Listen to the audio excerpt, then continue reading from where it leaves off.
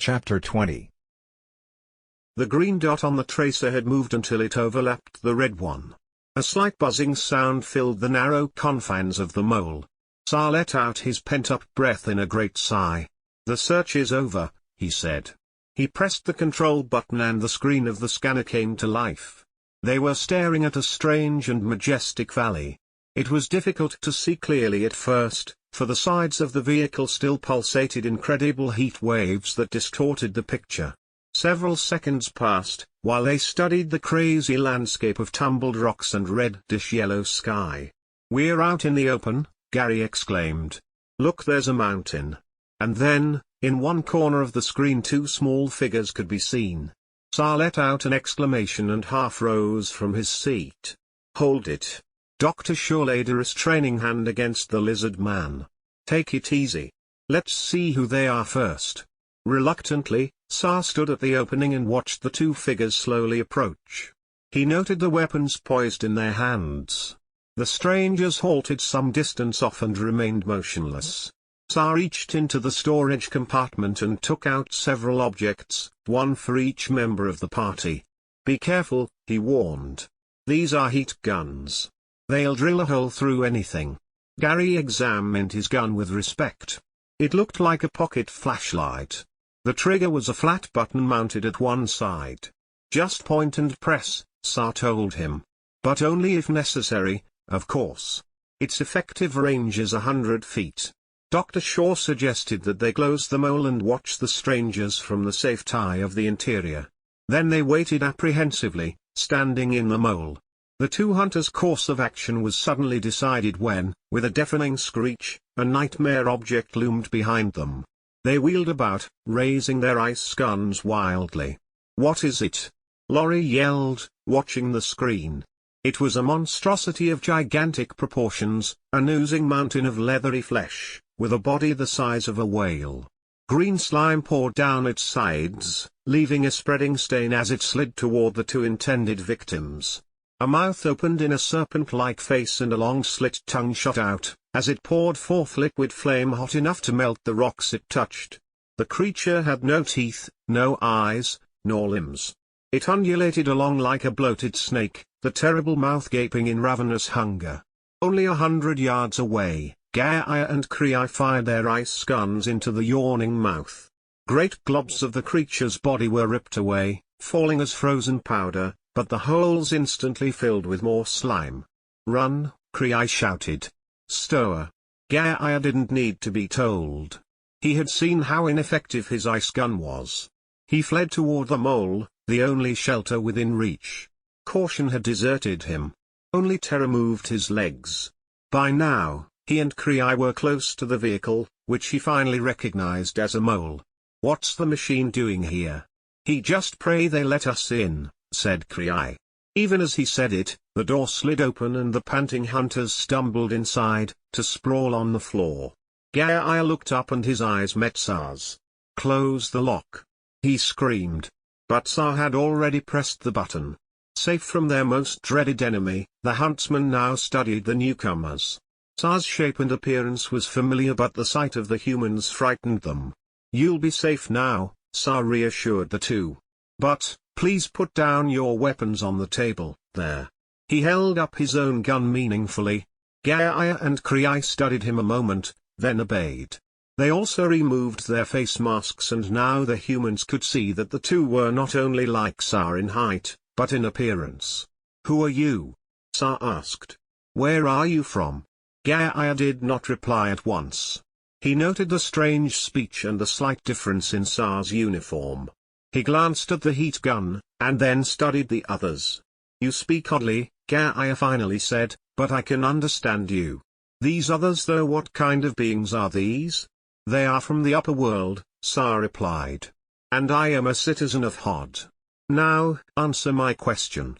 At mention of the upper world, Gaia had started visibly, and at the word Hod, the hunter's wide mouth gaped. "From Hod?" He said it in a whisper. The dialogue was interrupted by a shout from Gary. "It's coming toward us." The stower was sliding closer, its loathsome body filling the scanner screen. They had a glimpse of its featureless face crowding against the mole, Then its maw opened, and Lorry screamed again. "It's going to swallow us." The screen went black as the huge creature enveloped them. They were thrown off their feet and the vehicle lurched wildly. The occupants fell in a tangled heap. Tsar struggled erect and fought his way into the pilot's seat. He stabbed the control button, and the mole sprang into life. There was a sudden explosion, followed by a return of light from the outside. The echoes reverberated across the landscape. "It's gone," Kriai cried out. "The stow is gone." Tsar turned and a slow smile broke over his face. He swallowed the wrong morsel this time. He was evaporated. Lorry giggled with relief. "This mole beats our jalopy any time," Jordan said to Gary, and the three young people howled with laughter. The hunters regarded these strange, noisy, upper-world beings with alarm. Gaia finally spoke. "I have never before seen the mole in operation. I did not know another one existed outside of our own city of Gun. As for these other beings," he added, glancing at the doctor as he said it, "I find it difficult to believe they come from above." His tone was almost a pleading one of "don't fool me." He looked at Dr. Shaw. "Is it true? Can people really exist beyond the roof of the world?" Tsar spoke to them quietly, and the hunters listened intently. He chose his words with care, allowing Gaia to interrupt him frequently. Kriai stood sullenly by, only dimly comprehending. "If you are from Hod," he muttered, "then you are our enemy. It is against your coming that the eye was to warn us." "I don't know what you're talking about," Tsar snapped. "We are no longer enemies. All that was millions of Kejals ago." "Of course, if you insist." He held up his heat. Kriai looked out at the desolate landscape, then glared at Tsar. He turned to his fellow huntsman. Gun and pointed it straight at Kriai. "No," Gaia said, "that is not necessary. We are your prisoners now." "Not prisoners. Companions," Dr. Shaw said, touching Tsar's great arm significantly. The lizard man lowered his gun and nodded.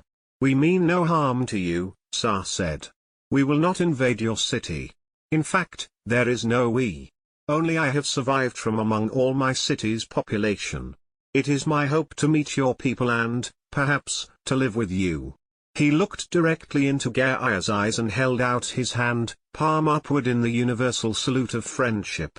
The huntsman hesitated, glancing toward his companion. Kriai frowned, his eyes narrowed and restless. Gaia slowly extended his arm, palm downward, and pressed it against Tsar's. "I will be your friend," he said. But Kriai ignored the outstretched hand. "I owe you my life," he admitted. "I will be your prisoner. No more." "Very well," Tsar replied.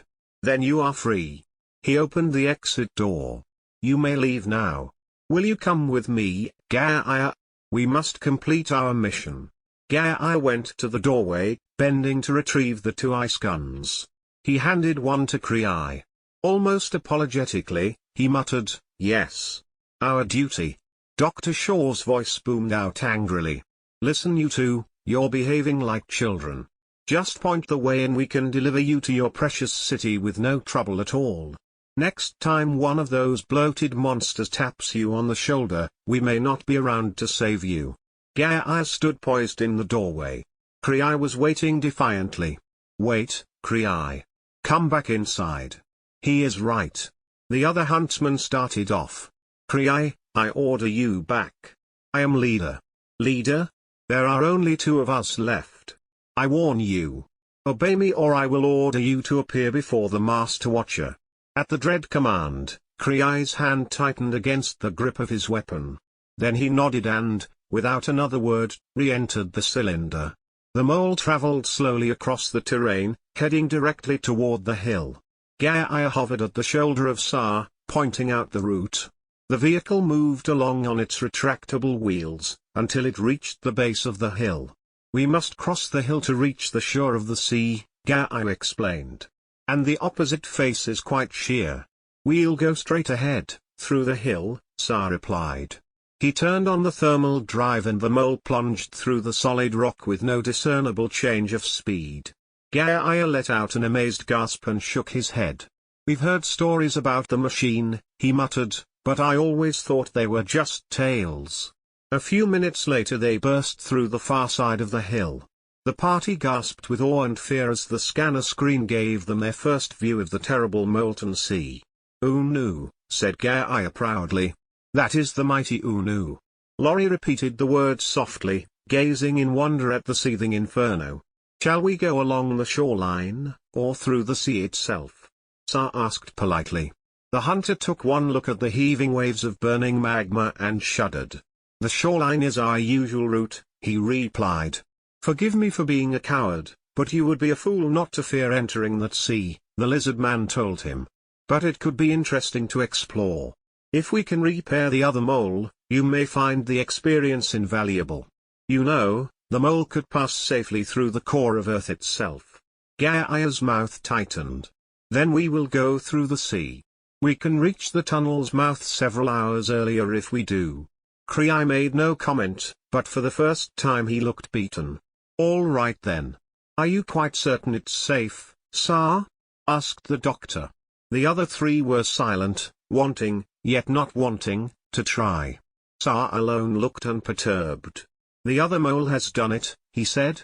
"And I would far rather drive the mole through this molten sea than walk along the shore in a fire suit as these men have." Gaia looked pleased. Sa had praised their bravery.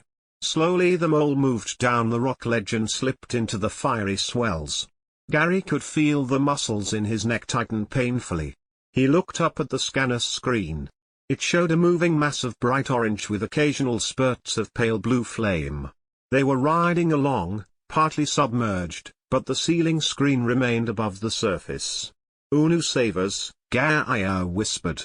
Now and then the buoyant vehicle would be tossed from one burning crest to the next, only to slide down the wave and dip deep in the magma. It was obvious that Kriai felt overwhelmed by this conquering of Unu. He had slumped onto the couch and was hugging his knees while his green eyes blinked steadily. Their goal was a rise on shore a few miles away. Navigating was difficult, the white-hot spray constantly blurred the image on the screen, and the mole rocked like a boat. "Let's submerge a few feet and use dead reckoning," Dr. Shaw suggested. "I regret we cannot," Sa replied. "The conventional compass course you use so effectively in the outer world is impossible down here.